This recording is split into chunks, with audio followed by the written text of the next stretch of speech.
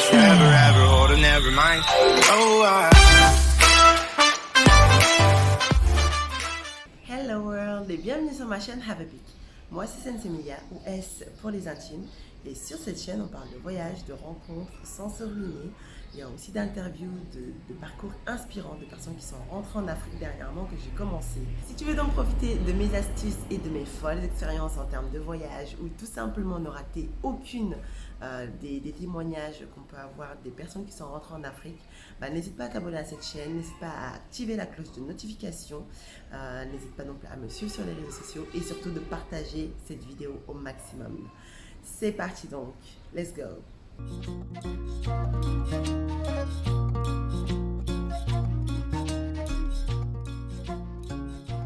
Bonjour, merci beaucoup déjà de m'inviter sur ta chaîne. Karine Vavasseur, je suis une métisse franco-sénégalaise, née au Sénégal mais ayant grandi en France de l'âge de 3 ans jusqu'à mes 23 ans, mais avec une forte envie de rentrer au pays et donc je suis rentrée il y a tout juste 8 ans, j'ai franchi le cap on va dire, ou en tout cas moi je dirais plutôt que je me suis lancée à la recherche d'opportunités sur le continent.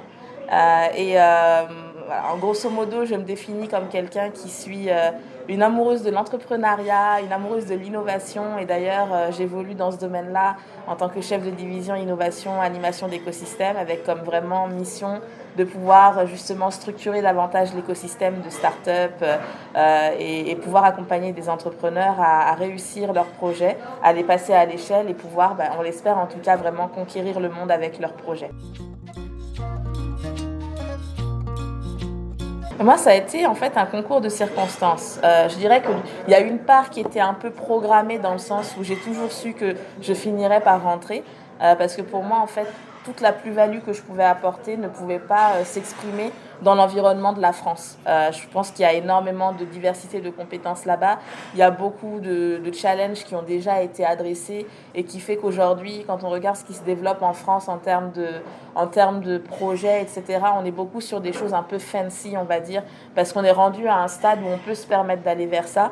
Mais quand je regardais ce qui se passait autour de moi quand je venais au Sénégal en vacances notamment, parce que depuis l'âge de 10 ans, je reviens au Sénégal quasiment chaque année pour des vacances. Ma mère s'est beaucoup sacrifiée pour que je sois très proche de mes racines.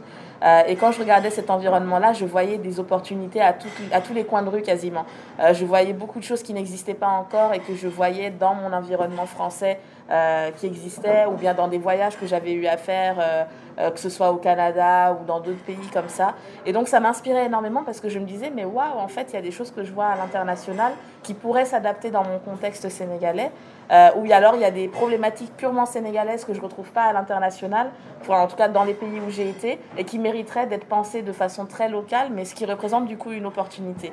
Et donc en voyant toutes ces opportunités-là, je me suis dit, mais en fait, je pense que je peux vraiment faire un impact en rentrant chez moi, parce qu'ici, il y a des choses qui ne sont pas encore existantes, il y a encore tout un chantier, tout ce qui est, en fait, on va dire, beaucoup de terrains vierges à explorer, et sur lesquels, en se positionnant très tôt, on peut vraiment créer de la valeur et je ne voyais pas ces opportunités-là en France, en fait. Donc pour moi, c'était tout naturel de rentrer. Je n'avais pas forcément prévu de rentrer si tôt, parce que je suis rentrée dès que j'ai eu mon master en poche. Tel que moi, je me projetais, je pensais aller peut-être au Canada, justement, quelques années, économiser un peu d'argent et puis rentrer par la suite au Sénégal pour lancer aussi une entreprise ou venir, mais de façon beaucoup plus indépendante. Et puis finalement, le concours de circonstances a fait que ma mère rentrait au Sénégal juste à la fin de mon master. Elle avait pris la décision de rentrer faire sa vieillesse dans son pays d'origine. Entre-temps, je sortais d'un master, d'un stage de master qui s'était fait au Sénégal et à l'issue duquel on m'a proposé un emploi. Donc de travailler dans le sud du Sénégal pour la mairie de Ziguinchor. Et donc il y avait ces deux éléments en même temps. Ma mère aussi avait une santé un peu fragile à l'époque. Et du coup, je me suis dit, c'est le bon timing peut-être pour rentrer, même si ce n'était pas ce que j'avais prévu au départ de le faire maintenant. Et j'ai laissé tomber, on va dire, l'opportunité qu'on me proposait du côté du Canada. Et je suis rentrée au Sénégal pour saisir l'opportunité du côté du sud du Sénégal. Donc.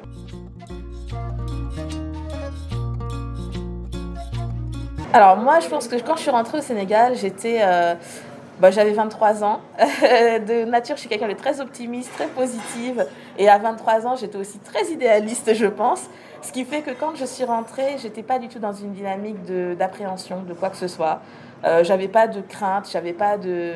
Et en plus, j'étais dans un contexte un peu particulier parce que je rentrais en ayant quand même un job qui m'attendait et donc une certaine sécurité, même si honnêtement le job était payé, je vais le dire en toute transparence, environ 320 euros, et que mes amis me disaient mais t'es complètement malade de rentrer pour 320 euros, enfin voilà, donc c'était surtout quand tu as un master en poche, on s'attend à ce que tu commences avec un certain niveau de salaire, mais j'étais très réaliste sur ça, on va dire, donc ça me perturbait pas.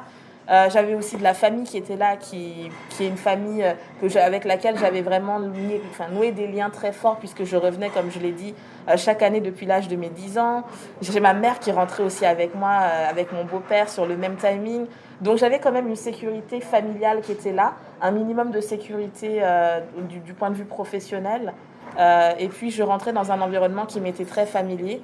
Donc aucune appréhension, moi je rentrais avec beaucoup plutôt on va dire beaucoup d'espoir, beaucoup de positivité. Et puis alors je ne l'ai pas dit, mais avant ça j'avais lancé une ligne de vêtements justement lors d'un de mes stages au Sénégal. Et cette ligne de vêtements pour moi avait été aussi un premier pas dans l'entrepreneuriat au Sénégal et avec une vente qui se faisait plutôt du côté de la France. Donc j'avais quand même aussi un peu expérimenté l'aspect entrepreneuriat dans mon pays. Donc tous ces éléments-là m'ont mis beaucoup en confiance.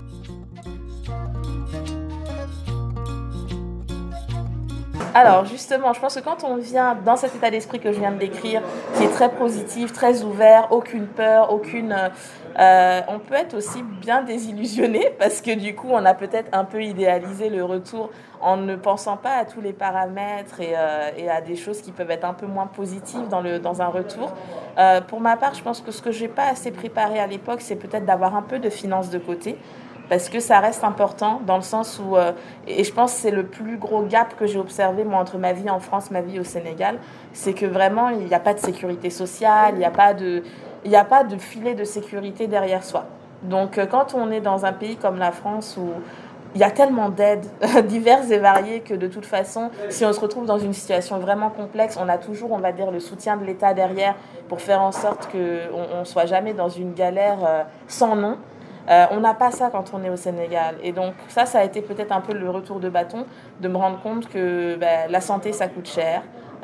Que si tu as un problème de santé et que tu n'as pas une bonne sécurité sociale derrière, enfin que ton emploi ne te permet pas d'en avoir une, ça peut être très complexe. De te rendre compte qu'il n'y a pas de filet du point de vue professionnel, tu n'as pas d'emploi, il n'y a pas de chômage. Donc, you're gonna work hard and make sure that things are all right for you.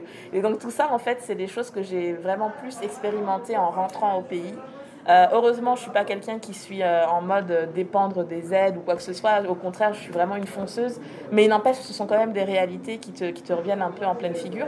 Après, il y a aussi l'aspect...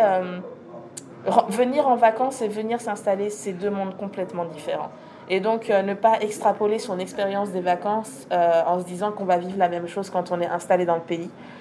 Que ce soit du point de vue familial, où il y a une nouvelle donne qui se joue et une nouvelle relation qui se crée, on va dire, peut-être avec certaines personnes qui ont l'habitude de te voir venir dans un contexte où tu as amené beaucoup de cadeaux, tu es venu avec de l'argent de côté parce que tu as prévu tes vacances sur un long terme et tu as préparé ces vacances-là pour avoir un budget qui te permette de faire des choses sympas. Et tu es en mode vacances, donc tu es en mode je vais passer mon temps à expérimenter de nouvelles choses, à m'amuser, et voilà, et tu as envie d'embarquer les gens avec toi quand tu le fais, etc. Mais quand tu rentres et que tu sais que tu es là pour du long terme, que tu n'as pas forcément des masses d'économies derrière toi, tu es beaucoup plus en mode ok, comment est-ce que je vais faire en sorte de très vite réussir à trouver ma place dans cet environnement, à pouvoir m'exprimer vraiment professionnellement. Et donc ton mindset, en tout cas moi, mon mindset, c'était vraiment comment est-ce que je m'assure que j'y arrive en fait, que je n'ai pas fait ce pari pour rien et que quand je rentre ici, ce ne soit pas pour repartir de l'autre côté par la suite. Et donc forcément, je n'étais pas en mode vacances, je n'étais pas là pour offrir des cadeaux à plein de gens, je n'étais pas là pour aller tous les 5 matins au restaurant, etc.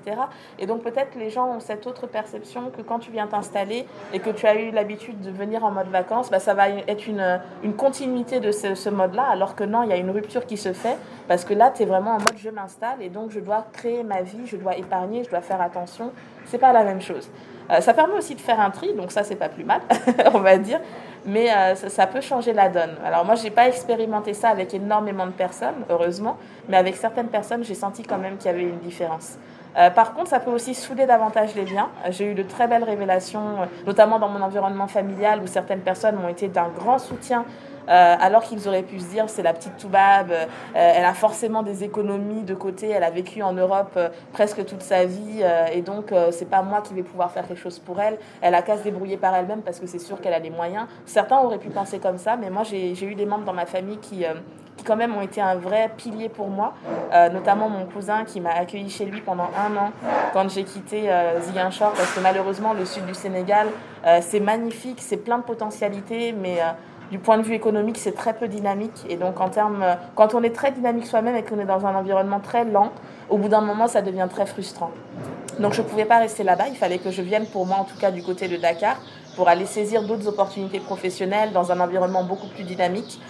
Et donc, quand j'ai fait ce choix-là, j'ai tout laissé derrière moi. Je suis venue à Dakar. Je n'avais pas d'appartement là-bas.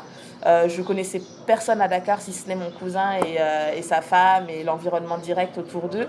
Et heureusement, j'ai eu un cousin vraiment formidable. Hey, si tu es encore là, certainement le contenu te plaît. Donc pour soutenir mon travail, tu as 4 choses à faire. La première, n'hésite pas à t'abonner à la chaîne, à liker, à partager et surtout à activer la cloche. Merci et on se retrouve juste après ça.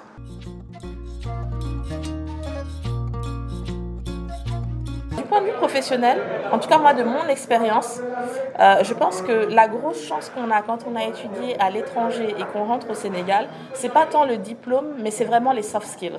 C'est les compétences interpersonnelles qui font toute la différence. En fait, le gros problème qu'on a sur notre marché sénégalais, de ce que j'ai observé, c'est qu'on a peu de personnes qui ont vraiment des compétences interpersonnelles et qui vont réussir à s'adapter à leur environnement, parce qu'en fait les compétences dures, enfin ce qu'on appelle hard skills, tout ce qui est compétences techniques, ça s'acquiert sur le tard. C'est des choses qu'on peut acquérir en apprenant le métier. Mais les compétences interpersonnelles, si on ne les acquiert pas très tôt dans la vie, c'est très difficile de rattraper et de les acquérir vers 20 ans.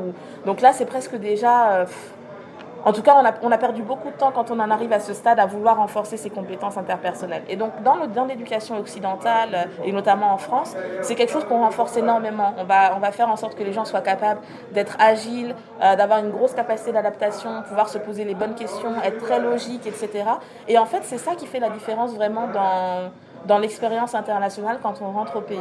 Et moi, ça m'a beaucoup aidé parce que ça m'a permis de passer d'un environnement qui était, on va dire, un environnement que je maîtrisais un minimum du point de vue professionnel, qui était l'environnement du transit international, tout ce qui est import-export, etc., à un environnement tout nouveau que je ne connaissais pas du tout, qui n'est pas l'environnement dans lequel je me suis formée au départ, qui est celui de l'innovation et des startups. Donc moi, j'ai aussi ce côté un peu, on va dire, atypique d'avoir switché de poste de transitaire à un poste en fait autour de l'innovation et de l'accompagnement des startups. Et ça s'est fait au Sénégal. Dès que je suis arrivée à Dakar, ma première expérience, elle a été dans un incubateur de start-up. On m'aurait dit incubateur de start-up juste avant, j'aurais jamais su ce que c'était. Donc je l'ai découvert vraiment sur le tard et on m'a donné ma chance parce qu'on a vu que j'avais des compétences interpersonnelles qui font que j'étais sûrement en capacité et une ambition, vraiment une motivation qui faisait que j'étais sûrement en capacité d'apprendre rapidement le métier et de pouvoir accompagner des entrepreneurs. Donc il y a quand même cette capacité à obtenir des opportunités qu'on n'aurait peut-être pas eues en France, parce que je pense qu'en France, on aurait attendu de moi pour faire un métier de ce genre, que j'ai déjà une première expérience dans ce type de métier, ou alors que je me sois formée dans ce domaine-là, alors que là, je n'étais pas formée dans le domaine, je n'avais pas eu d'expérience dans ce domaine, mais on m'a donné ma chance. Et je ne crois pas que j'aurais eu ça là-bas. La deuxième chose, je pense, c'est la capacité à évoluer très vite. Quand on est travailleur, qu'on a la capacité de vraiment apprendre rapidement, de s'adapter, qu'on est ouvert, si on a tout ça, en fait, le reste peut se construire très rapidement au Sénégal. Et sur une période assez courte, on peut se retrouver à avoir une succession de promotions, une succession d'opportunités qui viennent vers nous, qu'on n'aurait pas eu, je pense, dans un autre environnement, en tout cas pas dans un environnement français ou autre. En France, les choses sont beaucoup plus, on va dire, cadrées.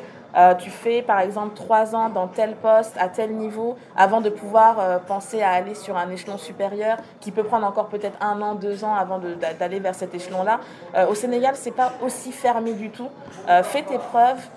Crée ton réseau, hyper important, crée ton réseau, fais tes preuves, sois travailleur, sois ouvert, continue à apprendre. Et à partir de là, les choses vont se créer très vite autour de toi et tu vas faire une multitude de rencontres qui vont te permettre en fait de saisir plein d'opportunités Et comme je le disais, comme c'est un environnement où il y a encore des terrains vierges à explorer, il y a aussi beaucoup d'opportunités qu'on crée soi-même parce qu'on se dit, bah tiens, je vois telle problématique qui n'est pas encore adressée, pourquoi est-ce que je ne me lancerai pas là-dessus? Et en fait, il y a beaucoup de gens qui sont en emploi, mais qui en même temps sont entrepreneurs à côté ici, parce qu'ils ont cette latitude de pouvoir justement aller sur des terrains vierges et s'amuser avec ces terrains vierges-là. Donc, pour moi, c'est vraiment ça la spécificité que j'ai vue du point de vue professionnel ici. C'est la vélocité avec laquelle on peut décrocher de nouvelles opportunités ou en créer soi-même et la capacité qu'on peut avoir à saisir des opportunités auxquelles on n'aurait jamais pensé et des mains tendues qui viennent vers nous parce qu'elles ont envie en fait de nous donner notre chance parce qu'on a des soft skills qui le justifient en fait.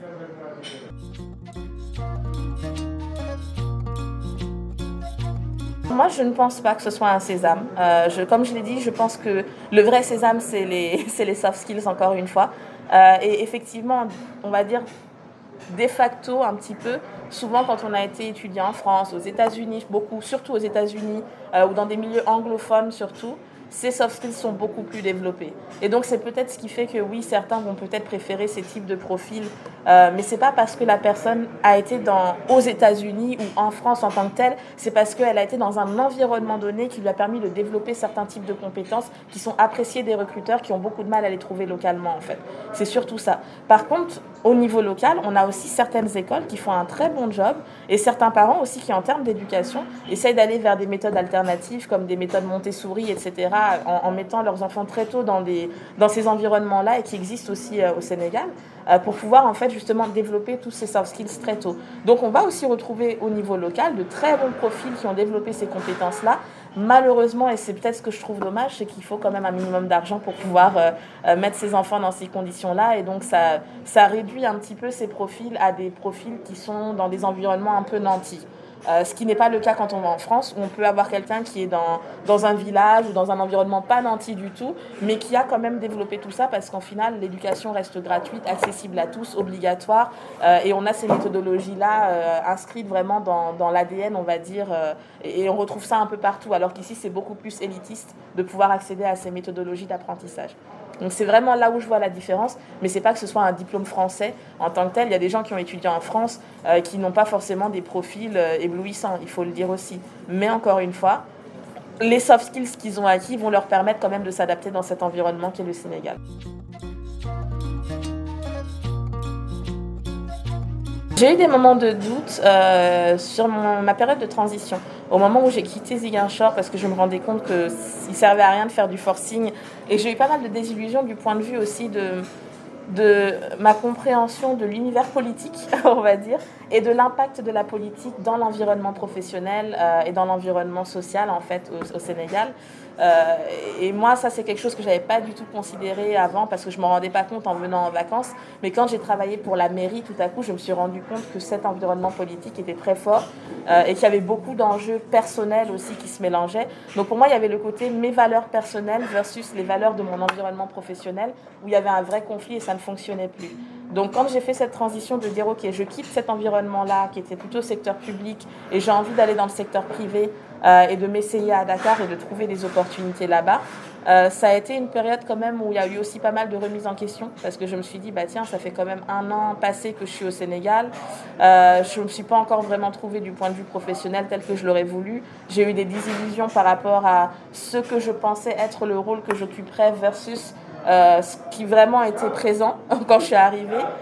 Et donc oui, il y a un moment où je me suis dit est-ce que j'aurais pas dû saisir cette opportunité qui était d'être transitaire à Montréal et voilà.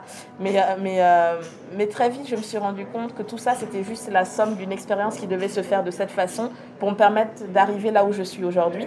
Heureusement que je suis très spirituellement, je suis très positive et je suis très quelqu'un qui pense vraiment que tout ce qui arrive dans la vie a une raison et qu'il y a toujours, même lorsqu'une difficulté arrive, c'est une bénédiction parce que quelque chose d'autre nous attend et nous permet de comprendre pourquoi cette difficulté s'est présentée.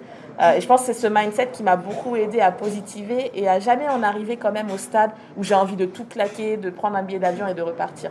Ça m'est pas arrivé. Par contre, oui, j'ai eu des moments de doute où je me suis dit, wow, est-ce que et ça, c'était donc, on va dire, entre la première et deuxième année du retour. Mais après, dès que j'ai intégré l'incubateur CETIC Dakar, pour ne pas le nommer, pour moi, tout s'est éclairé. À ce moment-là, j'ai trouvé ma vocation. J'ai compris qu'accompagner les entrepreneurs, c'était vraiment, vraiment ce qui me bottait, que l'innovation, c'est un secteur où je m'épanouissais énormément. Et je me suis dit, mais franchement, alhamdoulilah, parce que je pense que si j'avais suivi l'autre voie qui était d'aller à Montréal, je serais transitaire en fait. Je serais transitaire. Je sais que ce que je n'aimais pas, c'est que c'était très répétitif. Et que du coup, je n'explorais pas ma créativité, je n'explorais pas le relationnel autant que je l'aurais voulu. Il y avait beaucoup de choses qui me manquaient, mais j'aurais juste eu une vie où j'aurais fait un travail répétitif qui ne me plaît pas énormément, mais qui me permette de gagner de l'argent. Dans un environnement où on n'a pas forcément énormément de vacances, et donc j'aurais sûrement pas vu ma famille très souvent. Et peut-être que je me serais enfermée dans une vie où oui, j'accumule des richesses, entre guillemets, de l'argent, mais pour aller où au final et pour en faire quoi si c'est pour rester toujours au même endroit, coupé de ma famille, dans un job où je ne m'épanouis pas entièrement. Donc je me dis en fait, il était important pour moi d'avoir ce parcours-là parce que c'est le parcours qui m'a permis aujourd'hui de trouver ma voie, d'être vraiment dans ma vocation professionnelle. Et aujourd'hui, cette vocation professionnelle, du fait que j'ai quand même beaucoup évolué dans le temps jusqu'à être moi-même en mode start-up et ensuite retourner vers l'accompagnement aux start-up, mais à un niveau plus élevé, on va dire, ça m'a vraiment permis de voir un peu tous les aspects de cet environnement qui me plaît tellement, mais aussi de me consolider du point de vue professionnel, relationnel avec un bon réseau aujourd'hui et du point de vue financier. Et donc aujourd'hui, je ne vais pas me plaindre parce que, en tout cas, mon revenu et ce que je suis en train de construire du point de vue personnel grâce à mes finances me convient tout à fait. Et a beaucoup évolué par rapport à quand je suis rentrée au Sénégal il y a 8 ans en arrière. Et ce niveau d'évolution que je vois aujourd'hui, où je dois le dire en toute transparence, je suis venue, donc je disais, avec un salaire assez petit de 200 et quelques euros. Après ça, je suis passée en mode stage. Donc ça aussi c'est important, je tiens à le dire, parce qu'il ne faut pas avoir peur des fois de laisser un CDI pour un stage. Moi c'est ce que j'ai fait quand je suis partie de Ziguinchor. J'ai laissé un CDI derrière moi, je suis venue en mode stage pour un revenu de 150 euros. Là encore on m'a dit tu es complètement folle, on ne comprend pas dans quelle direction tu vas.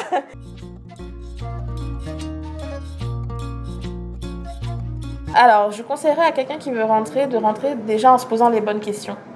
En essayant d'être tout à fait honnête avec soi-même sur ce qu'il va pouvoir trouver en rentrant. Et donc si la personne n'a pas eu l'occasion de rester ici déjà sur du long terme, qu'elle essaie de venir pendant une période peut-être de 3 à 6 mois pour vraiment voir comment est-ce que tu vis dans cet environnement et ne pas venir en mode vacances, mais venir en mode « Ok, si je devais m'installer ici, comment ça se passerait concrètement ?» Essayer de rencontrer de différentes personnes, poser les bonnes questions, de comprendre le système de santé, de comprendre le système de façon générale, pour vraiment pouvoir savoir est-ce qu'effectivement tu pourrais te sentir à l'aise dans cet environnement, quels pourraient être les challenges pour toi, parce que tes challenges personnels ne sont pas les mêmes que les challenges de ton voisin, et ça c'est super important. Qu'est-ce qui définit pour toi la qualité de vie en fait? C'est quoi ton standard de qualité de vie? Qu'est-ce qui te paraît être crucial? Pour certains par exemple, ils vont dire moi j'ai besoin d'avoir du temps pour ma famille. Pour d'autres, c'est pas forcément ça. Pour d'autres, c'est peut-être moi j'ai besoin de pouvoir accéder, je sais pas, à une diversité de paysages et de pouvoir faire des petits week-ends en dehors de mon environnement de façon très régulière parce que voilà, ça fait partie de mes besoins. Et donc quand on se pose toutes ces questions-là et qu'on arrive à savoir c'est quoi mon standard de vie, pas idéal, mais en tout cas avoir une bonne vie pour moi, qu'est-ce que c'est? Est-ce que j'arrive à trouver tous ces critères dans cet espace-là? Si ce n'est pas le cas, est-ce que ce n'est pas un autre espace qui me conviendrait mieux? Après, l'Afrique est vaste. On peut rentrer, c'est vrai, dans son pays d'origine en se disant c'est plus naturel. Mais moi, je connais des gens qui sont, par exemple, de nationalité, je sais pas, ivoirien, mais qui sont rentrés en Afrique du Sud. Et donc, c'est très large, l'Afrique, et on peut trouver son paradis peut-être dans d'autres pays que son pays d'origine directement. Mais encore, faut-il oser vraiment se poser ces questions-là, oser en tirer toute l'information de façon très froide pour prendre les décisions qui sont les plus adéquates, en fait, si vraiment on veut se sentir bien dans l'environnement qu'on va trouver en rentrant. Aussi être très réaliste sur le fait que tout ne sera pas rose. Donc c'est quoi en fait les drivers qu'on a à l'intérieur et qui vont nous permettre de tenir même dans les moments de difficulté. Donc ça pour moi c'est important de les identifier, de savoir est-ce que moi ce qui me permet d'aller toujours de l'avant c'est peut-être que ma mère soit dans de bonnes conditions, Peut-être que moi, ce qui me permet d'aller de l'avant, c'est que j'ai une fille ou un enfant et cet enfant-là, je veux qu'il puisse être dans de bonnes conditions. Et donc, selon ce qui va vraiment, moi, me driver, je vais pouvoir vraiment identifier comment est-ce que je maintiens en fait cette motivation tout au long du parcours, même dans les moments de difficulté. Ça, c'est très important. Et après aussi l'ouverture, c'est pour moi crucial. Quand on rentre, on ne peut pas être fermé. L'ouverture, et quand je parle d'ouverture, c'est aussi ne pas partir avec plein de préjugés. Souvent, ce qu'on voit de l'extérieur n'est pas ce qu'on trouve à l'intérieur. C'est pour ça que j'insiste encore sur le fait de venir vivre son expérience et de pouvoir vraiment préparer le terrain avant de rentrer. Mais d'avoir cette ouverture, de se dire je vais rencontrer des personnes qui ne sont pas forcément du même profil que moi. Je vais oser aller poser des questions à des gens qui sont des inconnus pour moi, mais qui vont me permettre justement de comprendre peut-être un peu mieux l'environnement. Je vais oser tenter des expériences qui sont nouvelles. Je vais peut-être oser sortir d'une certaine zone de confort pour découvrir de nouvelles choses et donc ouvrir son esprit pour pouvoir être à même justement d'accumuler une expérience qui va permettre après de construire justement son bonhomme de chemin et d'en arriver là où on souhaite aller. Et l'autre chose, je dirais, c'est essayer quand même d'être un minimum au clair avec où est-ce qu'on va en fait. Qu'est-ce qu'on cherche à atteindre quand on rentre? Qu'est-ce qu'on cherche à atteindre? Parce que c'est ça qui va être en fait on va dire l'objectif. Et cet objectif, tant qu'on l'a dans le viseur, ça nous permettra d'avoir toujours une motivation pour continuer à foncer et surtout aussi savoir quels sont les choix que je vais faire à quel moment. Parce qu'on va se rendre compte quand on rentre, enfin en tout cas moi ça a été mon expérience, qu'il y a beaucoup d'opportunités différentes, de différentes natures. Il y a aussi des opportunités qui n'en sont pas réellement, qui peuvent sembler être des opportunités, mais qui sont vraiment des choix qui vont être déterminants et qui peut-être vont t'amener vers une direction qui n'est pas celle qui est la bonne pour toi. Donc, il faut savoir aussi faire un tri et ne pas accepter tout ce qui vient vers soi, ne pas forcément fréquenter toutes les personnes qui veulent nous fréquenter.